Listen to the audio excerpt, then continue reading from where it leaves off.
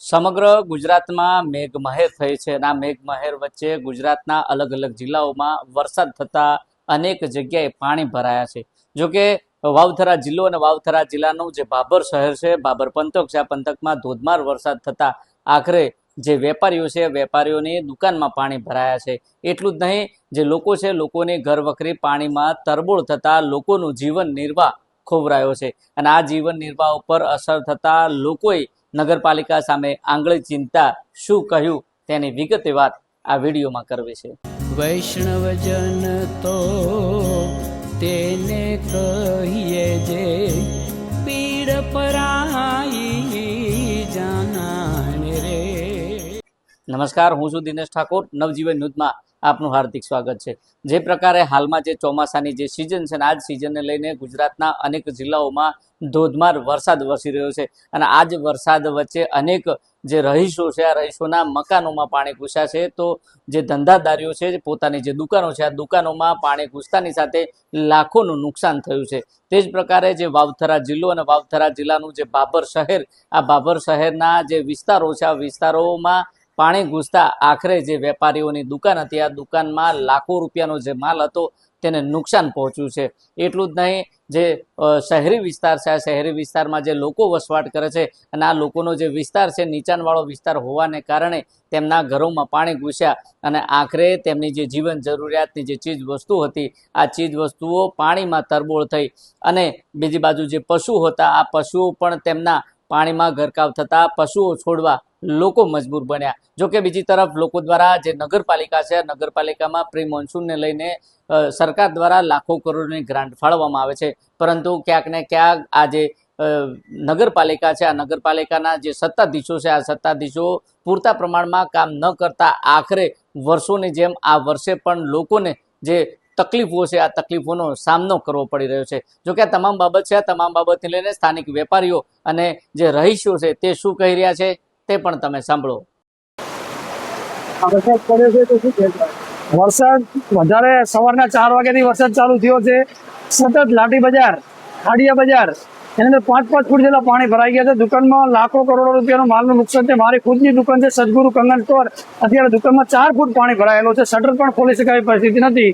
પાલિકાના કોઈ પણ માણસો આવી કોઈ ગટરની વ્યવસ્થા, કોઈ ઢક્કણ ખોલવા એવી કોઈ પણ વ્યવસ્થા હજી સુધી કોઈ પાલિકાના કોઈ પણ કર્મચારી ફરક્યું નથી. અને જેમ બને એમ તંત્રને વિનંતી કે જેટલી બને એટલી ઝડપી સહાય કરી અને કોઈનો પાણીનો નિકાલ કરે. વારંવાર જેવો કે 2 ઇંચ વરસાદ પડે તો પણ આ ખાડિયા વિસ્તારની અંદર પાણી ભરાઈ જાય છે.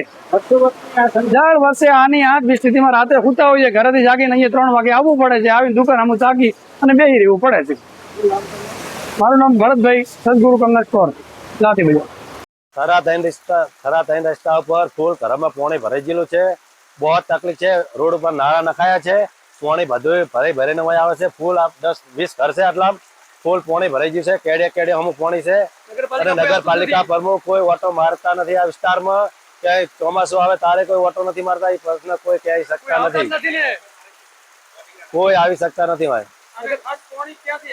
પાણી આ બધું રોડ ની સાઈડ નું બધું પાણી વહી આવ્યું છે. ઓલી ગટર લાઈન બનાવી છે, એમને પાણી ગાળતું નથી, કારણે પાણી બધું વહી આવે છે. નાળાના કામકાજ બરાબર કરેલ નથી આ વિસ્તારમાં, એના લીધે બધું પાણી આવે. કોઈ નગરપાલિકા સુજીલી છે, જાગતી નથી. મારું નામ રાઠોડ, રામસિંહ રાઠોડ, ભાભર. અમે ઘણી વર્ષથી વર્યા હતા, કોઈ દાડો પાણી ના ભરાતું. અમારે આ નવા ગરનારા ના છે, નવા રોડ બનાયા અને અમારે ઘરમાં પાણી પેઠું. નકર અમે 40 વર્ષથી રહીએ, ચોય પાણી ભરાતું જ નતું કોઈ દાડો. રોડ ના કારણથી પાણી ભરાનું તો ગરનારું ચો નાખવાનું આવતું હતું.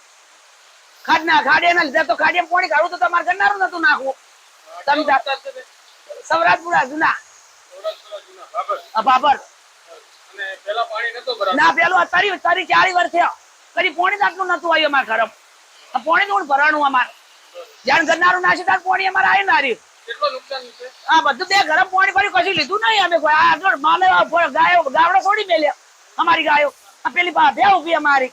આ છોકરા બેરા અમે લેવા ચોકન લઈને જઈએ. બધું ચેમન ચો લઈને જવું, કોના ઘરે લઈને જવું આવવાનું બધું.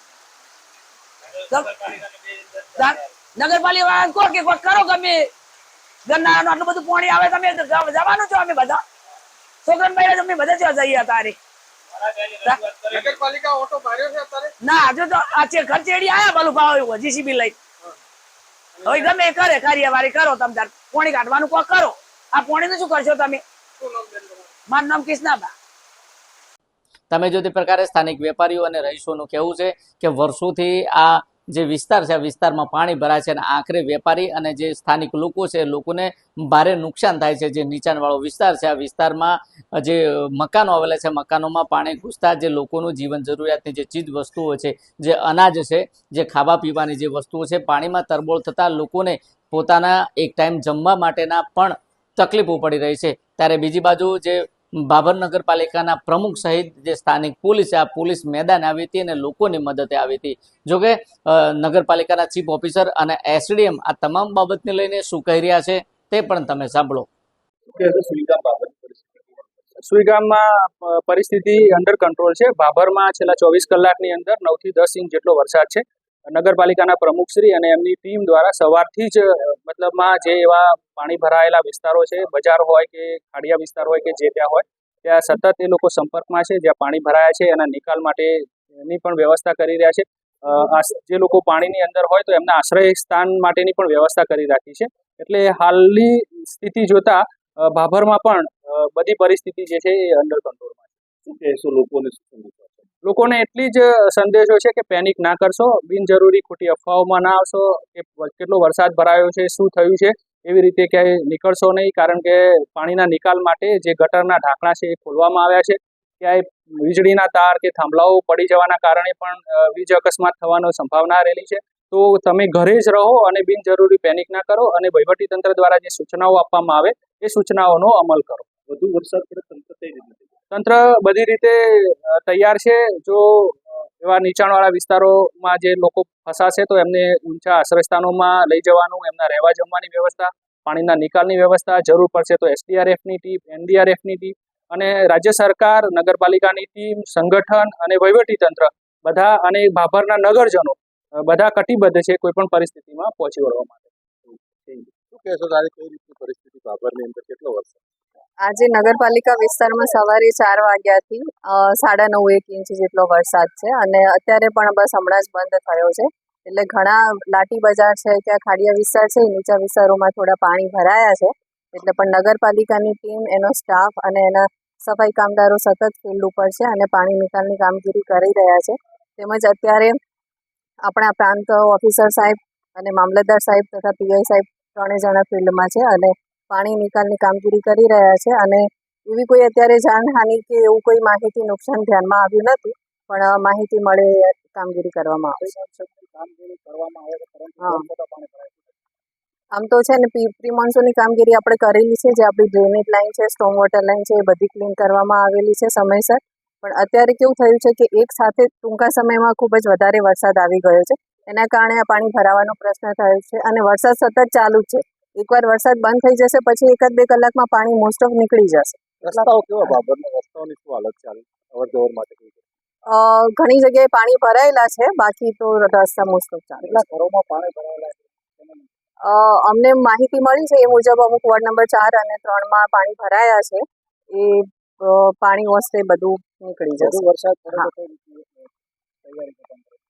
તંત્રમાં જ અમારા જે આરસીએમ સાહેબ છે તથા કલેક્ટર ઓફિસની ડિઝાસ્ટર શાખા સાથે અમે સતત સંપર્કમાં છીએ અને ઇનકેસ કોઈ ઇમરજન્સીમાં જરૂર પડશે તો આજુબાજુની નગરપાલિકાની ફાયર ટીમ અને ડિઝાસ્ટરની ટીમ પણ બોલાવવાની તૈયારી છે. તમે જો તે પ્રકારે બાબર નગરપાલિકાના ચીફ ઓફિસર અને પ્રાંત અધિકારીનું કહેવું છે કે જે પ્રકારે જે વરસાદ વરસોના વરસાદને લઈને કોઈ પણ પ્રકારની જાનહાનિ થઈ નથી. તંત્ર દ્વારા તમામ કામગીરી કરવામાં આવી છે. સ્થાનિક નગરપાલિકાના ચીફ ઓફિસર, નગરપાલિકાના પ્રમુખ સહિત સ્થાનિક પોલીસ મથકના પીઆઈનો જે કાફલો હતો આ કાફલો ઘટના સ્થળે પહોંચ્યો હતો અને લોકોની મદદ કરી હતી. પરંતુ સવાલ એટલો છે કે એક બાજુ બાબર નગરપાલિકા નહીં પરંતુ ગુજરાતની અનેક એવી નગરપાલિકાઓ છે કે આ નગરપાલિકાઓમાં વર્ષોથી જે પ્રી મોન્સૂનની જે કામગીરી છે આ કામગીરી પાછળ લાખો કરોડોની ગ્રાન્ટ ફાળવવામાં આવે છે.